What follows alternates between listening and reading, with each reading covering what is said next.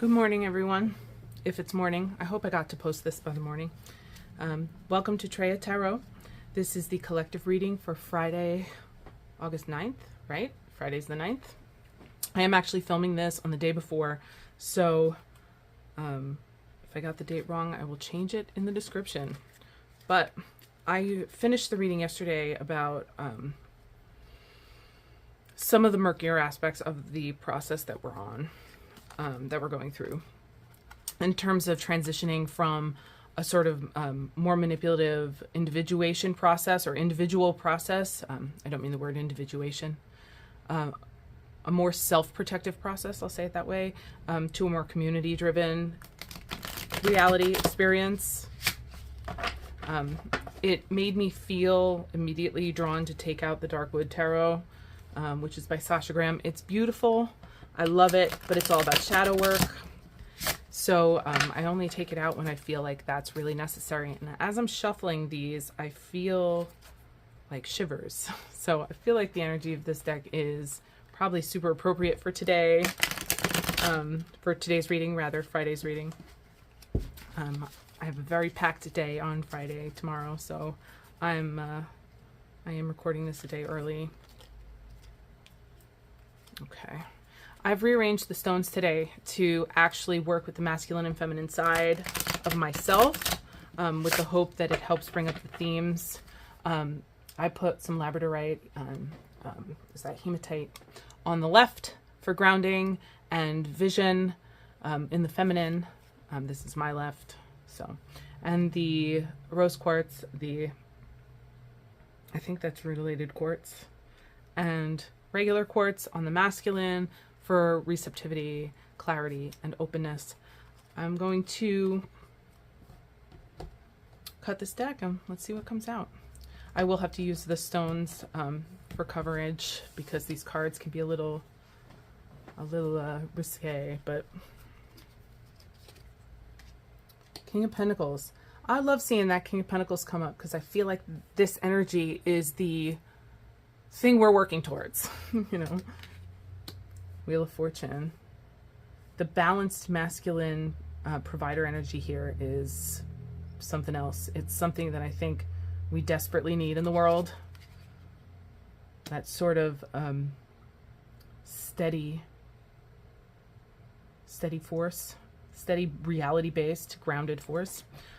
Wheel of Fortune and the Queen of Swords. Okay, so this can come up in another way. What's occurring to me right now is that there's a relational process here that is coming up in these archetypes. The King of Pentacles, that masculine force that can be too grounded in that it's too focused on the physical reality, how things look, how much money is involved, etc.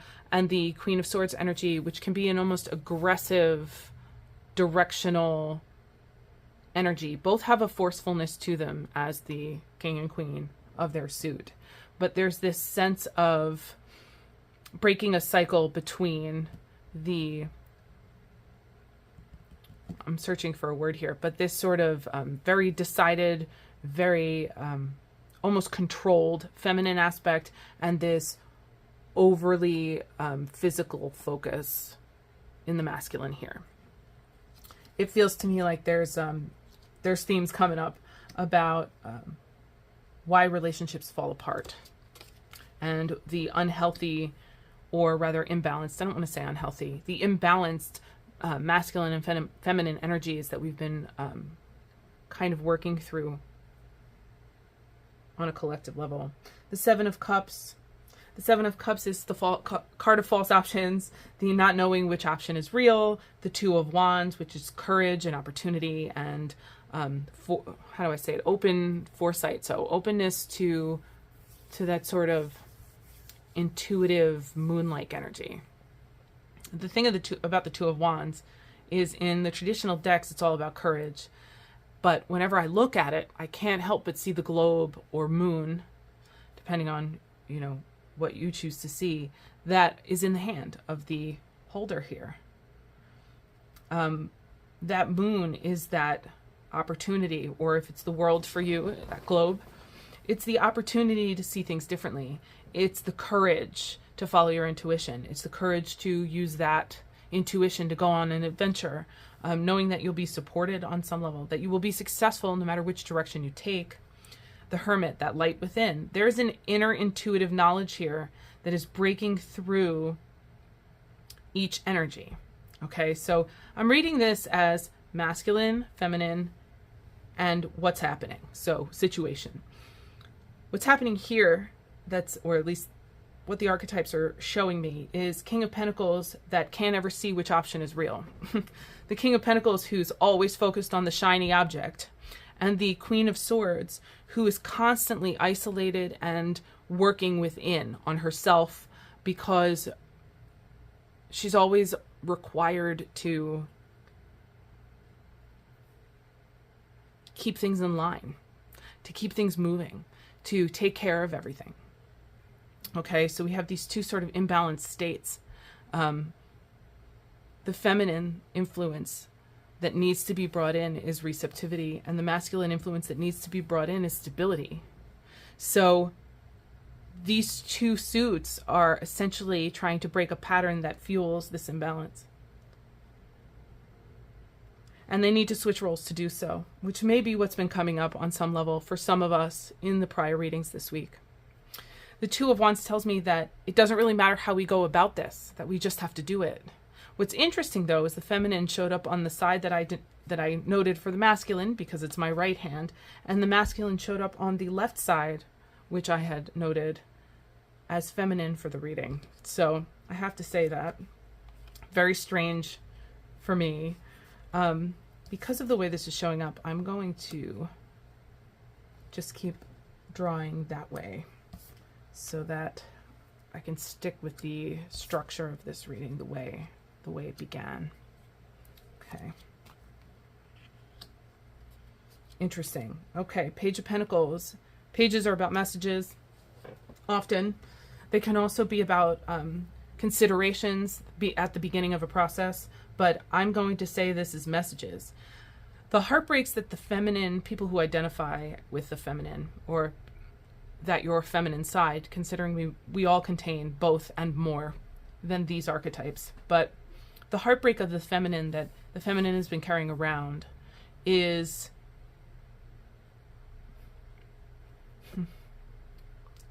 I don't know how to put this into words.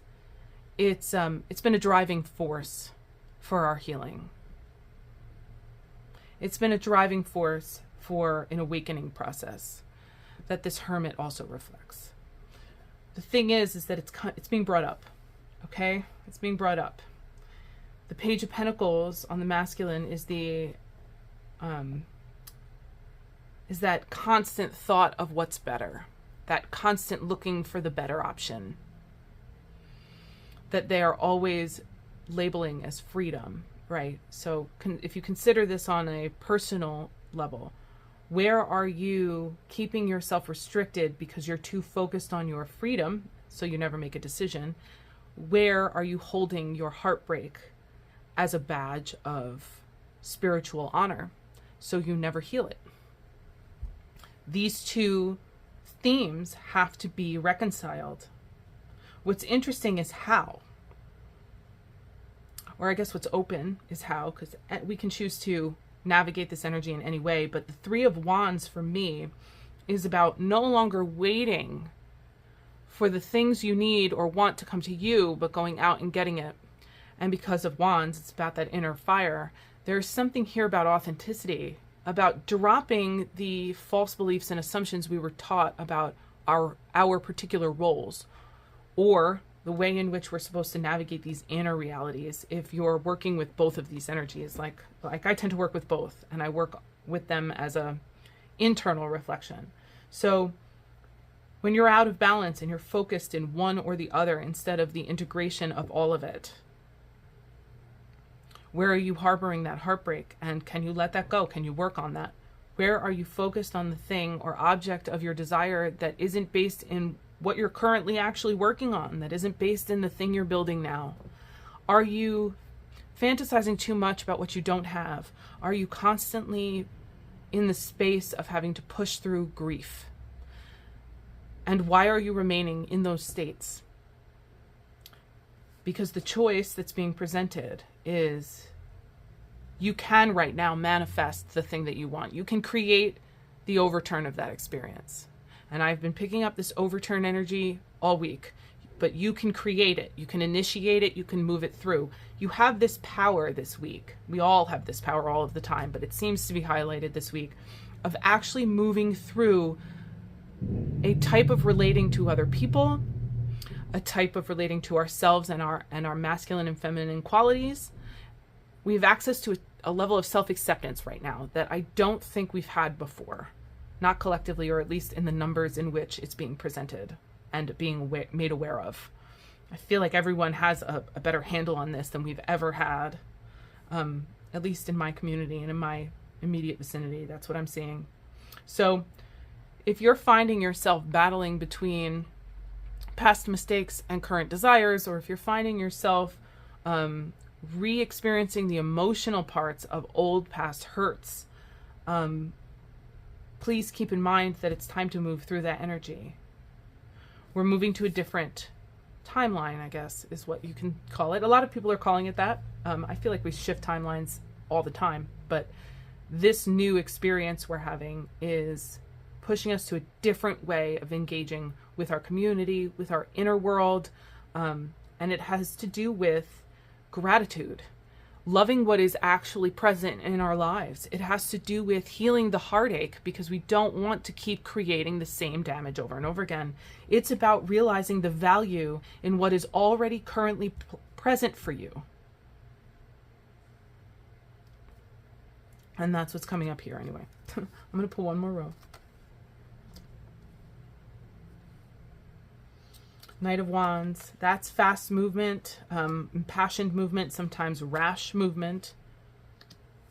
The Empress and the Four of Swords. Ooh. That's a resolution if I ever saw one. Knight of Wands comes in with desire. Hoping for that Empress. Hoping for the realization of the thing that they overlooked before, the thing that they cast aside before. Sometimes that can be something so simple as real love or real reciprocal community. You know what I mean? This can show up in a lot of ways. I know this imagery is very romantic, so keep this in mind. This can be a non-romantic situation as well. It could be literally just the way you're processing your experiences, but because of the imagery, I have to kind of go with that romantic, shadowy experience here. But the Empress, the Knight of Wands moving towards the Empress energy for me is I finally know what I want. I finally realized that I had what I wanted all along and just didn't acknowledge it. And the Four of Swords in the feminine is the resting, is the putting down of the armor. It's the finally letting something go, finally letting the heartbreak rest. It's I can finally just relax and receive. That Empress in that center position is so important, because it's the marriage between the physical and the divine in a lot of ways. The Empress brings those things that we hold most important into real constructive manifestation. The Empress gives birth to it. So we're almost there. This week is like a huge turning point. It feels so big to me. And I know that it might not show up like that. You know, I've lived long enough to know that it might not show up as this big pivotal change point, but it feels that way. It feels like, yes, finally, I figured it out. Or finally, I see the result of all my work. Or yes, I can finally stop feeling this burden. I love this. I'm really, really happy to see this show up this way. I hope this touches all of the people who want it to show up in their life. All right. Have a really good weekend. And I will see you on Monday. Talk to you soon.